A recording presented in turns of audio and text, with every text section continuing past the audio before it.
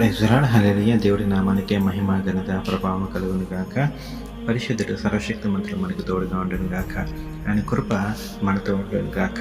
ఈ ఉదయకాల సమయంలో దేవుడు మనతో మాట్లాడుచున్న మాట కీర్తన గ్రంథంలో నుంచి 91వ అధ్యాయం 3వ వచనము.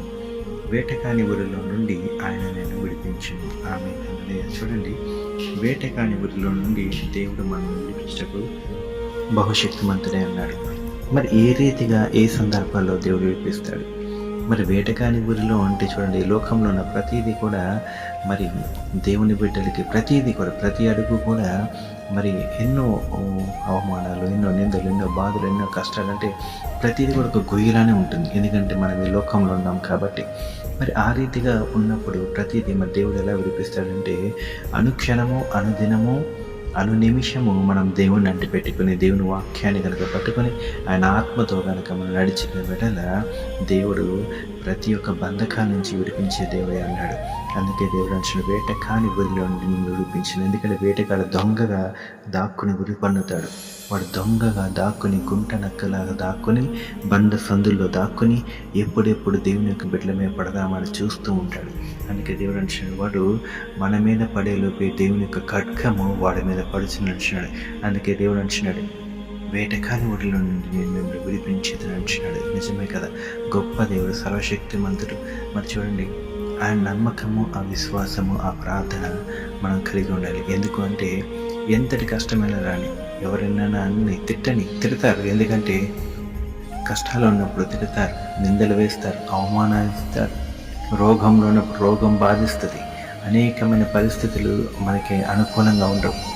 కానీ ఎలాంటి పరిస్థితి మనకు ఎదురైనా కూడా దేవుడు వారన్నిటి నుంచి మనల్ని విడిపించే దేవుడే ఉన్నాడు. చూడండి, అట్టి సర్వశక్తిమంతుని మనం కలిగి ఉన్నాం. ఈ ఉదయకాల సమయంలో దేవుడి నామానికి మహిమార్థకరంగా ఈ వాక్యమును కూడా దేవుడు దీవించి ఆశీర్వదించిన గాక. ప్రార్థన చేసుకుందాం. పరిశుద్ధుడు, సర్వశక్తిమంతుడు, సర్వాధికారి, రాజావందరములు దేవానికే స్తోత్రాలు. నిన్న నేడు ఏకరీతిగా ఉన్న తండ్రి, మీకే వందనాలు, మీకే కృతజ్ఞతాస్తులు చెల్లిస్తున్నాం నా పరమ తండ్రి.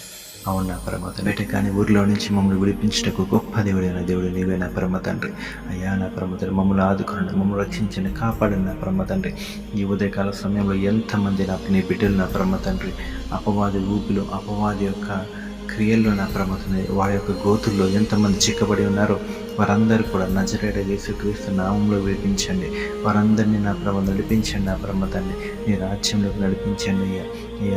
నీ మార్గంలో నడిపించండి, నీ సన్నిధానాన్ని నడిపించండి, నీ ఆరాధనకు నడిపించండి అయ్యా. నీ కృపలోకి నడిపించండి, మీ ఆశీర్వాదంలోకి నడిపించండి అయ్యా నా పరమ తండ్రి. యేసయ్య తండ్రి, వారు ఏ వేదనలో ఉన్నారో, ఏ బాధలో ఉన్నారో నా పరమ తండ్రి, వారందరినీ కూడా నా పరమ తండ్రి వారి బంధకాలన్నీ కూడా విడిపించి, సర్వశక్తిమంతుడు దేవుడి నామంలో, కృపగల దేవుడి నామంలోనే నా పరమ తండ్రి అయ్యా వారి మార్గాలన్నీ సులువు చేయమని నా పరమ తండ్రి.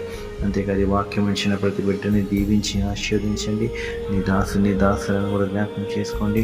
హోలీ స్పిరిట్ మినిస్ట్రేషన్ కూడా మీరు జ్ఞాపకం చేసుకోమని ఆశ్చర్యుడు, సర్వశక్తిమంతుడు దేవుడి నామంలోని, కృపగల తండ్రి నామంలోని ఈ ప్రార్థనంతా కూడా వేడుకుంటున్నాం నా పరమ తండ్రి. ఆమేన్, ఆమేన్, ఆమేన్.